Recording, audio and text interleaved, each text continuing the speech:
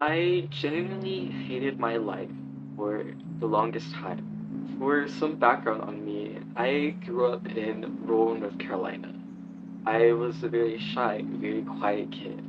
I was also unknowingly very closeted at the time, and I didn't know I was gay. And for the longest time, I always felt that something was off about me.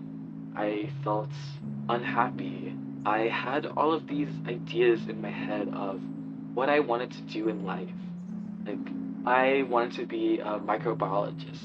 I wanted to go into science, maybe go into engineering, and do all of these cool things. And cut to end of high school, I am still very much that shy kid.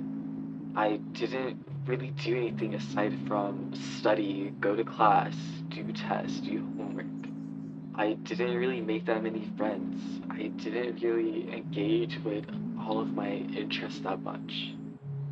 I applied to a bunch of colleges, got rejected from all of my top ones. I got into one college that's pretty good, but it wasn't my ideal one. And I got in as an engineering major, actually, biomedical engineering. I go to college. It's 2020. Everything seems like it's gonna be chill, but then COVID hits. I can no longer attend in person. So I am stuck at home in rural North Carolina instead of being in California where my college is. During this time, I was extremely depressed. I was unable to go outside at all. I wasn't able to see the very little friends I had. I could only just play video games online or watch TV shows. I didn't really do much else because additionally, I was very poor. I didn't have the funds to, let's say, buy the newest console, buy some things to keep myself occupied with.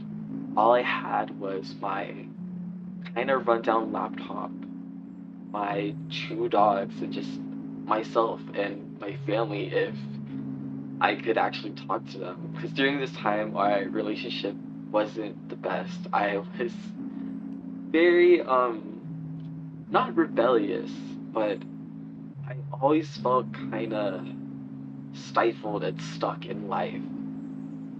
But yeah, it reached a boiling point that I was like, you know what? I can't do this anymore. Let me just go ahead and make the move during COVID to California. So that's what I did. In December of 2020, I moved to California all by myself, paid for it by myself with money I had from student loans. I moved into my first apartment. It was very rundown and gross at first, but I fixed it. And from there, I honestly got even more lonely. And if you don't know already, what also happened in December 2020 was OMORI came out. And I played it after waiting for it for since like 2013, 2014. It came at a time in my life where I was at crossroads, or so I thought. I played the game. I thoroughly enjoyed it. It made me genuinely start rethinking everything in my life. It made me rethink all of my friendships, how I interact with people, and more. And I kept that in mind. I was good for like the first like year or so during college, but then I fell back into old habits. Things got worse. I dealt with personal issues. I dealt with health issues.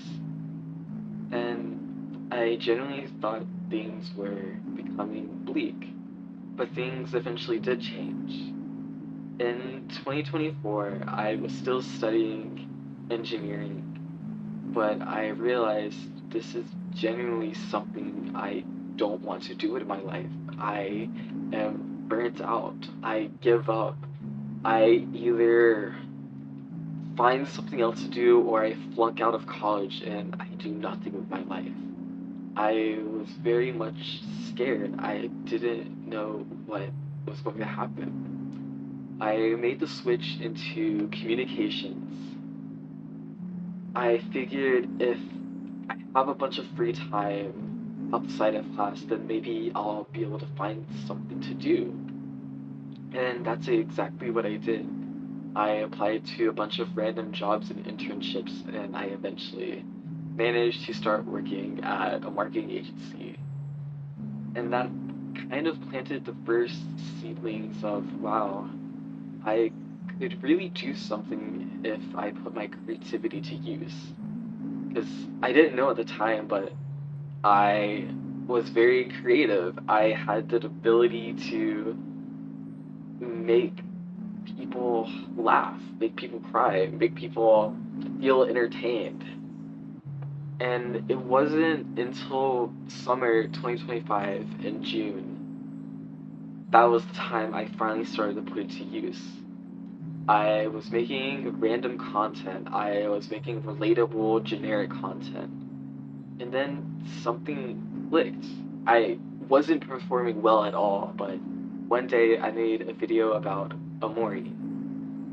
I believe it was very basic. I think it was talking about how OMORI makes you feel a sense of nostalgia for friend group and time you've never experienced. It makes you feel nostalgic for a childhood you've never experienced at all.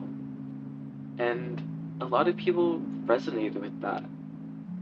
And it wasn't until seeing all of the people who really liked that video and really liked what I was saying, it kind of just made me realize, hey, maybe I can do something with this. And I decided to start making content. I was very heavily focused on OMORI. I was constantly making videos, doing generic analysis of the characters. I was making more meme posts. I started to get into making edits. And I was also genuinely starting to open up a bit more, not only to like people online in the sense of I can show my full creative side, but I was also opening up to friends more in real life. I was very, I was a lot more direct about how I'm feeling. I was being more conscious about the people I keep around me. I was making friends that genuinely support me and have seemingly my best interests in mind. I was making friends I genuinely got along with, and if we did fight, I was able to resolve things. And it also helped in my love life, honestly. I was able to be unapologetically cringe in a sense, and I was able to attract people that aligned with that. And it only got better from there. Like, times were still hard. I would have moments where I really burnt out creatively and emotionally, and I was like, I don't know if I can keep doing this. But I would make another video about OMORI, and I would look in the comment section, and I would see things like, you don't know how much your videos mean to me. Your videos make my day. Your videos keep me going. And I just would look in the mirror and I'm like, do people really find my content that valuable to them? Do people find the idea of some dude online in his 20s? Like, do people really find the concept of some person in their mid 20s talking about OMORI online to a large audience of like even like kids to adults, just wide range of people? Do people genuinely find that interesting? And when I saw my TikTok and Instagram grow, I was like, okay, maybe there is something here. Maybe people do genuinely enjoy this content and it helps them in some way. But if none of that happened, I don't think I would be who I am today. It's scary to think about it, but I would honestly be a shell of a person. I would still be the extremely, extremely shy kid who probably didn't have the courage to even leave engineering. I would be burnt out and sad, probably jobless because I was not doing the best at engineering. I wouldn't have used my creative side at all. I wouldn't have started learning editing. I wouldn't have gone into things like gardening, drawing, a variety of things. I would have been very stuck in my current ways of just binging shows, playing the occasional game, and doing genuinely nothing with my life that I deem like fulfilling. So, in a way, Amori did really save my life. Talking about Amori, no matter how minuscule it seemed at the time, created such a huge ripple effect in my life that I've done so many cool things. I've met so many cool people, and I just can't wrap my head around that this was all because I made one simple video making some generic claim about Omori that I haven't thought of in years. It's so surprising to me that a simple action like that can change your life.